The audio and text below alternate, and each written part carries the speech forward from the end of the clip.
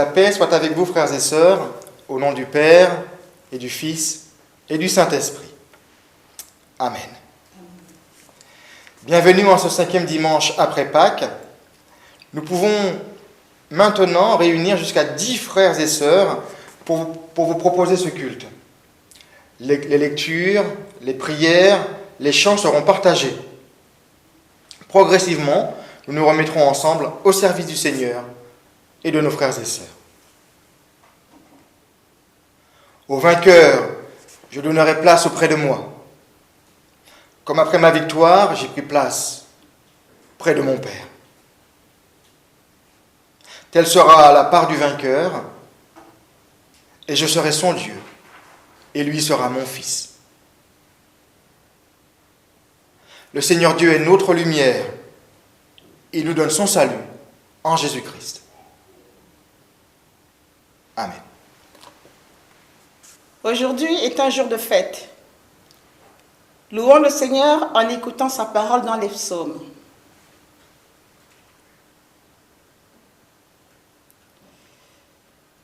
Venez, crions au Seigneur notre joie. Acclamons notre rocher, notre sauveur. Présentons-nous devant lui avec reconnaissance. Acclamons-le en musique. Car le Seigneur est un grand Dieu, un grand roi qui domine tous les dieux. Il tient dans sa main les profondeurs de la terre, et les sommets des montagnes sont à lui. À lui aussi la mer, puisqu'il l'a faite, et la terre, qu'il a façonnée de ses mains. Entrez, courbons-nous, prosternons-nous, mettons-nous à genoux devant le Seigneur, notre Créateur. Car notre Dieu, c'est lui. Nous sommes le peuple dont il est le berger, le troupeau que sa main conduit. Amen. Amen. Je vous invite à vous unir à moi pour la confession de notre péché. Seigneur Jésus, sois l'agneau de Dieu qui enlève nos péchés. Nous voici devant toi pour implorer ton pardon. Oui, Seigneur, nous reconnaissons que nous sommes pécheurs.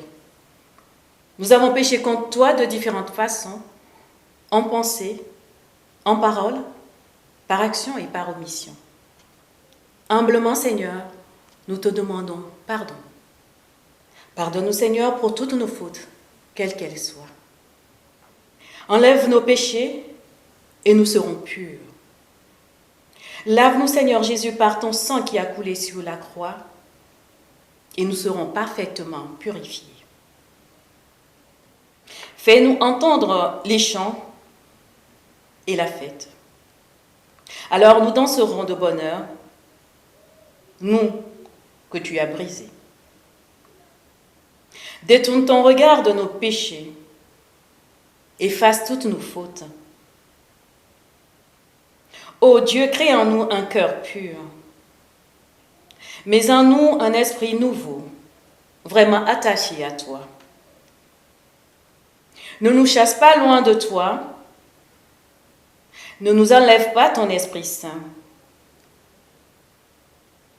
Rends-nous, Seigneur Jésus, la joie d'être sauvés. Soutiens-nous par un esprit généreux. Nous te remercions, Seigneur, de ce que par ta grâce, tu nous as pardonné toutes nos fautes, que tu nous as purifiés par ton sang et que tu nous donnes la vie en toi. En ton nom, Seigneur Jésus, nous avons prié. Amen. Recevez l'absolution, le pardon de Dieu. Frères et sœurs, c'est dans notre faiblesse sans cesse présente, c'est dans nos doutes d'aujourd'hui, c'est dans nos craintes de chaque jour, dans nos manques, qu'éclate clairement le pardon de Dieu. Par Jésus-Christ, il nous a pardonnés. Alors vivons en homme pardonné, vivons en femme pardonnée. Par le commandement du Christ ressuscité, je vous le dis, vos péchés sont pardonnés. Au nom du Père, et du Fils, et du Saint-Esprit. Amen. Amen. Frères et sœurs, le Seigneur est avec vous. En paix, prions le Seigneur avant de lire dans les Écritures. Invoquons le Saint-Esprit pour que les Écritures soient pour nous une fontaine de vie. Esprit Saint, Créateur de toute vie, Auteur de tout bienfait, entends notre prière. Donne-nous d'accomplir fidèlement notre part de ton œuvre dans le monde, toi qui vis et qui règnes avec le Père et le Fils, un seul Dieu pour les siècles des siècles. Actes, chapitre 8, versets 5 à 17. Philippe, qui était descendu dans la ville de Samarie, y proclama le Christ. Les foules, d'un commun accord, s'attachaient à ce que disait Philippe en apprenant et en voyant les signes qu'il produisait. Car des esprits impurs sortaient de beaucoup en poussant de grands cris, et beaucoup de paralytiques et d'infirmes furent guéris. Il y eut une grande joie dans cette ville. Un nommé Simon, qui se trouvait déjà auparavant dans la ville, y exerçait la magie. Il stupéfiait le peuple de Samarie et se disait quelqu'un de grand. Tous, depuis le plus petit jusqu'au plus grand, s'attachaient à lui et disaient « Cet homme-là est la puissance de Dieu, celle qui s'appelle la Grande. » Ils s'attachaient à lui parce qu'il les avait longtemps stupéfiés par sa magie. Mais quand ils eurent cru Philippe, qui leur annonçait la bonne nouvelle du règne de Dieu et du nom de Jésus-Christ, ils reçurent le baptême, hommes et femmes. Simon lui-même devint croyant et reçut le baptême. Il était assidu auprès de Philippe et voyait avec stupéfaction les signes et les grands miracles qui se produisaient. Quand les apôtres qui étaient à Jérusalem apprirent que la Samarie avait accueilli la parole de Dieu, ils leur envoyèrent Pierre et Jean. Ceux-ci, une fois descendus chez eux, prièrent pour eux afin qu'ils reçoivent l'Esprit Saint, car celui-ci n'était encore tombé sur aucun d'eux. Ils avaient seulement reçu le baptême pour le nom du Seigneur Jésus. Alors, Pierre et Jean posèrent les mains sur eux et ils reçurent l'Esprit Saint. Écoutons maintenant le Saint-Évangile de notre Seigneur Jésus-Christ. Lecture de l'Évangile selon Jean, chapitre 14, versets 15 à 21. Si vous m'aimez, vous vous appliquerez à observer mes commandements. Moi, je prierai le Père, il vous donnera un autre paraclète qui restera avec vous pour toujours. C'est lui l'Esprit de vérité, celui que le monde est incapable d'accueillir parce qu'il ne le voit pas et qu'il ne le connaît pas. Vous le connaissez, car il demeure auprès de vous et il est en vous. Je ne vous laisserai pas orphelins, je viens à vous. Encore un peu, et le monde ne me verra plus. Vous me verrez vivant, et vous vivrez vous aussi. En ce jour-là, vous connaîtrez que je suis en mon Père, et que vous êtes en moi, et moi en vous. Celui qui a mes commandements et qui les observe, celui-là m'aime. Or, celui qui m'aime sera aimé de mon Père, et à mon tour, moi, je l'aimerai, et je me manifesterai à lui. Seigneur, sanctifie-nous par la vérité. Ta parole est la vérité. Amen. Frères et sœurs, en Jésus, la révélation de Dieu est accomplie, achevée. Il a fait de nous, ses disciples, les porteurs de sa révélation au monde. Il a été rejeté par le peuple et les leader religieux, il ne lui reste que ses disciples. Sachant que sa mort est proche, il leur transmet ce qui lui est le plus cher. Jésus sait que ses disciples vont se sentir abandonnés et orphelins à cause de son départ. Il les rassure et leur promet son retour. « Je m'en vais et je viens à vous », leur dit-il. Il s'agit en quelque sorte d'une nouvelle annonce de la mort et de la résurrection du Christ. Jésus va partir vers le Père, mais le disciple ne sera jamais abandonné. Les 5 chapitres des discours d'adieu du Christ dans l'évangile de Jean me sont particulièrement chers. Quand je les ai lus pour la première fois, mon cœur était bouleversé. Voilà le Christ rejeté de tous, qui décide de tout donner à ceux qui mettent leur foi en lui. Le voilà qui formule lui-même son testament, son alliance. Il transmet ce qui lui est le plus cher, son héritage spirituel, à ses disciples qui l'aiment. C'est à la lecture de ces chapitres que j'ai mis ma foi dans le Christ. Accédant à la foi, j'ai compris que je portais son héritage, mais pas uniquement pour moi. Je devais à mon tour en être témoin et le transmettre. Au centre de ma vie, ce n'était plus moi, mais Jésus et son alliance d'amour à partager. Cela m'a travaillé très longtemps. Et bien des années plus tard, après beaucoup de péripéties et des études de théologie, je suis devenu pasteur. Vous comprenez que pour moi, et sans doute pour vous, ce que Jésus dit là, dans ce passage des Écritures, est capital.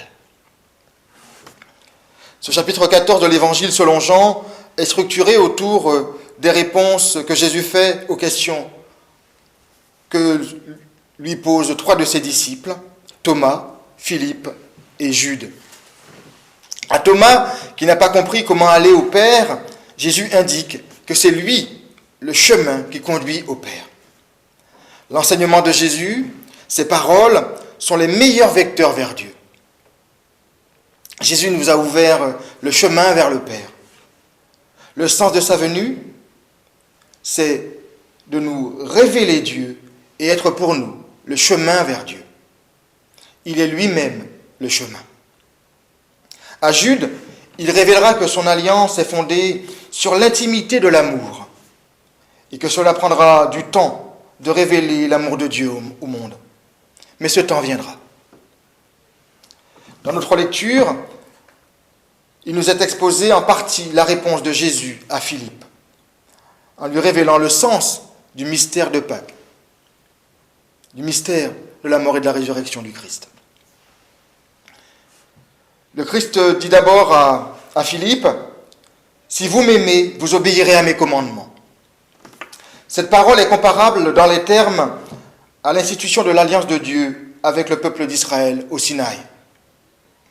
En Exode 19, verset 5, Dieu dit « Maintenant, si vous écoutez ma voix et si vous gardez mon alliance, vous serez mon bien propre. » Puis Moïse exposa toutes les paroles et les commandements qu'il avait reçus de Dieu au peuple. Et le peuple avait répondu « Tout ce que le Seigneur a dit, nous le ferons. » Voilà, l'alliance était scellée. Pareillement, Jésus institue une alliance avec ses disciples. Il les invite à obéir à ses commandements et à en vivre. Si vous gardez mes commandements, vous serez mes disciples. Les commandements consistent dans les paroles de Jésus, le révélateur de Dieu. Ce ne sont plus des commandements de type légaux, mais l'ensemble de son enseignement qui crée un homme, une femme nouvelle. Cette alliance est clairement basée sur l'amour. Pour entrer en alliance avec Jésus, il faut l'aimer. Jésus indique que pour l'aimer, il faut obéir à ses commandements, obéir à ses paroles révélées dans l'Évangile. Obéir au commandement du Christ et en vivre, c'est entrer en alliance avec lui. C'est donc pour confirmer cette proposition d'alliance que Jésus dit à Philippe, « Je ne vous laisserai pas seul, je viendrai à vous. » C'est la mort et la résurrection du Christ qui scellera l'alliance du Christ avec ses disciples. Quand nous faisons Église et partageons la scène, c'est pour faire mémoire de cette alliance après l'écoute et l'étude des paroles du Christ, pour vivre ses commandements dans l'esprit de vérité. Quand nous faisons Église, c'est pour confirmer la présence du Christ au milieu de nous. Je m'en vais et je viendrai à vous. Le Christ fait alliance avec les siens afin de constituer la communauté, sa communauté, avant de les envoyer en mission. Le Christ poursuit, « Je prierai le Père et il vous donnera un autre paraclet. » Comme Moïse avait promis l'envoi d'un prophète comme lui pour guider le peuple afin de l'aider à vivre l'alliance de Dieu, Jésus promet aussi l'envoi d'un guide qui aidera ses disciples à vivre son alliance. Il le nomme le Paraclet, l'Esprit de vérité. L'Esprit de vérité est intimement lié à la parole du Christ. Comme la parole doit rester dans le cœur du disciple, ainsi l'Esprit de vérité sera avec le disciple, auprès de lui et en lui. Désormais, le disciple ne sera plus jamais seul. À travers le Paraclet et ses commandements, c'est Jésus lui-même qui sans cesse vient vers le disciple, vient dans le disciple. Désormais, les commandements de Jésus, c'est-à-dire sa parole et l'Esprit de vérité, sont le lien parfait qui unit Dieu le Père, Jésus le Christ et les disciples. « Montre-nous le Père » avait dit Philippe à Jésus. Par le lien de l'alliance et du don de l'Esprit, Jésus répond à la demande de Philippe. Par Jésus, le disciple a une pleine vision du Père. Puis Jésus ajoute que le monde ne peut recevoir l'Esprit car il le rejette, ainsi que sa parole, et demeure hors de son alliance. Le monde n'a pas reçu Jésus et ne peut recevoir l'Esprit. Cela, pour celui qui aime, n'est pas acceptable. L'œuvre de révélation de Dieu au monde doit se poursuivre après l'élévation du Christ vers le Père. La révélation et le salut parvenu à la connaissance du disciple doit parvenir au monde.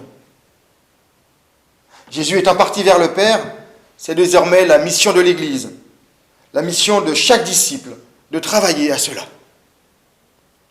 Alors résonnent dans nos cœurs et dans nos têtes les promesses de Jésus à ses disciples à la Pentecôte. Mais vous, dit-il, vous recevrez une puissance, le Saint-Esprit, le Paraclet, qui viendra sur vous, et vous serez mes témoins dans toute la Judée, dans la Samarie et jusqu'aux extrémités de la terre. L'Esprit Saint donnera naissance à l'Église du Christ. L'Esprit Saint agit au cœur de l'Église. Ce que nous comprenons en suivant Philippe c'est ce que nous comprenons en suivant Philippe à Samarie. C'est la détresse et la persécution qui poussent Philippe vers la ville de Samarie. Après la lapidation d'Étienne et la grande persécution qui suivra, les disciples se dispersent vers la Judée et vers la Samarie. Ils pourraient se faire discrets et passer inaperçus. Ils pourraient chercher à s'installer et à mener une vie tranquille en laissant de côté les raisons de leur rejet et leur persécution. Non, comme Philippe, ils choisissent d'annoncer la parole de Dieu comme une bonne nouvelle. Car cette bonne nouvelle n'est pas pour eux seulement, mais pour tous les hommes, pour leur chemin vers Dieu et leur salut. Il est vital que tous les hommes sachent, il est vital que tous les hommes reçoivent la parole de Dieu en Jésus-Christ. Philippe, lui, même confronté aux pratiques religieuses de l'endroit, témoignera de sa foi. Qui est Philippe ? Philippe, c'est l'un des 7 diacres choisis pour le service des veuves hellénistes avant le martyre d'Étienne. C'est un homme reconnu, rempli d'esprit et de sagesse, ayant un bon témoignage dans la communauté. Il est rempli d'Esprit Saint. Poussé par l'Esprit, il se rend en Samarie et témoigne de Jésus comme le Christ. Jésus, c'est le Christ attendu par le peuple. Comment cela va résonner chez les Samaritains? Les Samaritains attendaient le prophète et le Messie promis par Moïse en Deutéronome 18,15. Que je vous ai dit, vous aurez un prophète comme moi, Dieu vous donnera un prophète comme moi qui vous guidera. Cela peut expliquer en partie le succès de la prédication de Philippe. Il prêche le Christ, mort et ressuscité, et établi Messie par sa résurrection, par Dieu. Jésus, c'est le Messie attendu. Il proclamait ainsi le Christ comme l'accomplissement des promesses de Dieu par la bouche de Moïse. Ce sont les paroles proclamées qui retournent les Samaritains et les convertit au Christ, et non la personne de Philippe. Philippe n'a fait que témoigner d'un autre que les cœurs des Samaritains attendaient. Les Samaritains recevront le baptême comme signe de leur foi et de leur entrée dans l'alliance du Christ. Ils doivent eux aussi devenir témoins. Ils ne le seront qu'en recevant l'Esprit. Ils recevront l'Esprit comme attestation de leur baptême lorsque les apôtres venus prieront pour eux et leur imposeront les mains. Le baptême. Le baptême montre l'action humaine et en même temps le don de l'Esprit qui montre l'action de Dieu. Les deux sont associés et unis dans un même événement, le baptême. Non, je me suis trompé. Je comprends ? Ouais. Le baptême montre l'action humaine et le don de l'Esprit montre l'action de Dieu. Les deux sont dissociés, mais unis dans un même événement, l'événement du baptême. Ce sont deux faces de la même chose. Philippe et les dispersés de Jérusalem sont pour nous des exemples, frères et sœurs. Poussés par l'Esprit, ils comprennent l'importance de témoigner et de transmettre la parole de Dieu, la parole de Jésus-Christ, comme une bonne nouvelle. Avons-nous compris cela? Avons-nous compris ce que Jésus déclare à l'apôtre Philippe? Sommes-nous prêts à être témoins du Christ, d'abord et en toutes circonstances? En Jésus-Christ, je le répète, la révélation de Dieu est accomplie, achevée. Il a fait de nous, ses disciples, les porteurs de la révélation de Dieu au monde. Par la foi et à travers cette révélation de Dieu en Christ, nous avons la vie, le salut, et nous devons bénir le monde par l'annonce de ce salut et de cette vie en Dieu. L'Esprit de vérité nous est donné pour accomplir cette mission. Nous ne sommes pas seuls dans cette mission. Vivons les commandements de Jésus pour que son Esprit nous anime et fasse de nous ses témoins. Témoins du Christ et de l'amour de Dieu pour le monde et pour tous les hommes. Frères et sœurs, malgré tous les obstacles, malgré tous les freins, malgré tous les liens, allons-y, soyons témoins du Christ et de la bonne nouvelle qui est en lui. Amen.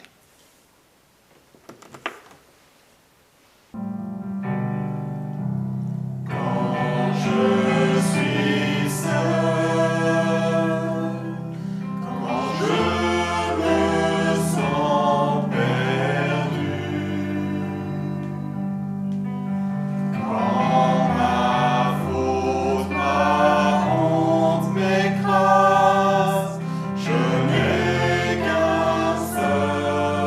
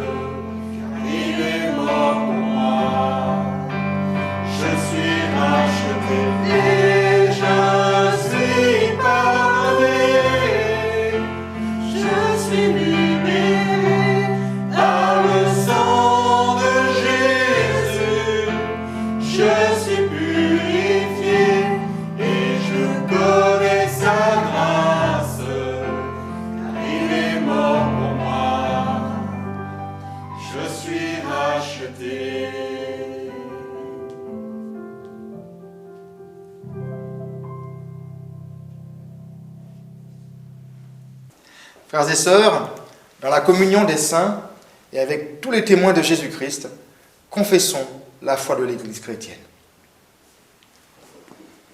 Je crois en Dieu qui a créé le monde pour que nous le cultivions et en célébrions la beauté. Il est la source de notre vie.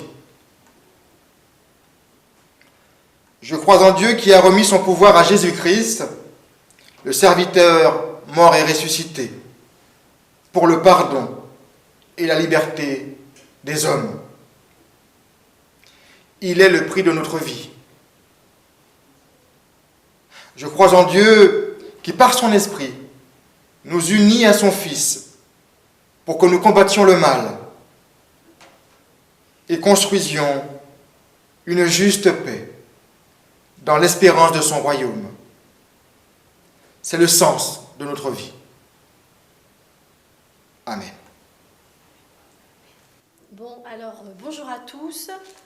Les conseils presbytéraux s'interrogent sur une date possible du retour au culte.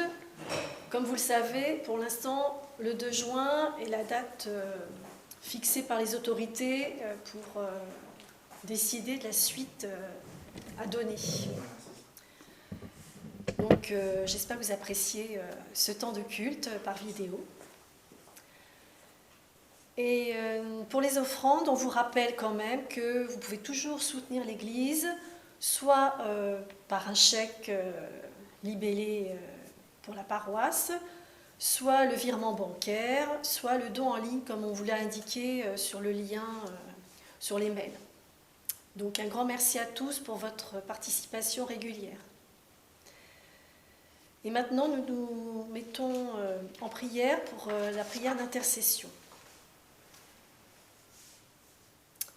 Abba, Père, nous sortons un petit tuban de 2 longs mois de confinement, pareil à des aveugles qui ouvrent les yeux sur ta lumière et sont tout éblouis. Sois notre guide, accompagne-nous, Père, sur le chemin de la guérison. Renouvelle par ton Esprit Saint notre corps et notre esprit, pour mieux nous aligner sur tes pensées. Accompagne-nous, Père, sur le chemin de la délivrance. Brise les chaînes qui nous tiennent loin de ta présence. Accompagne-nous, Père, sur le chemin du pardon. Apprends-nous à aimer les autres comme tu nous as aimés. Accompagne-nous, Père, sur le chemin de la parole libérée, pour que nous puissions l'annoncer autour de nous, avec assurance, et faire avancer ton royaume aujourd'hui et demain. Souviens-toi de tous tes enfants, au loin et au près, qui cherchent ta face, dans la détresse ou la solitude. apporte-leur ta paix. Souviens-toi de ceux qui se sont détournés de toi. Révèle-toi à eux par la manifestation de ton Saint-Esprit dans leur vie. Reçois, ô Père, notre prière que nous t'adressons au nom de ton Fils Jésus-Christ. Amen. Maintenant, tous unis, nous allons dire la prière que Jésus nous a enseignée. Notre Père, qui es aux cieux, que ton nom soit sanctifié, que ton règne vienne, que ta volonté soit faite sur la terre comme au ciel. Donne-nous aujourd'hui notre pain de ce jour.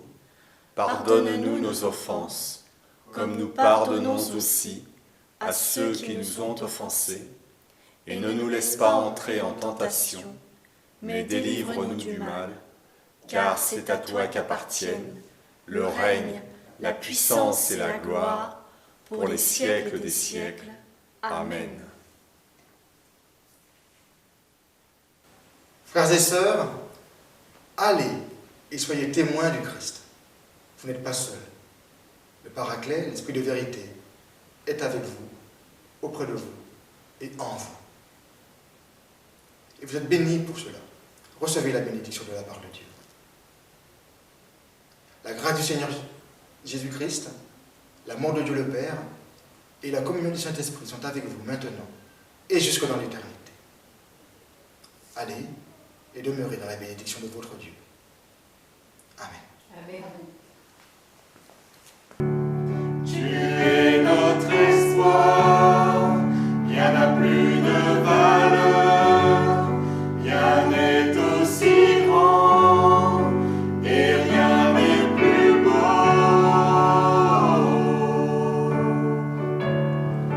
que ta présence.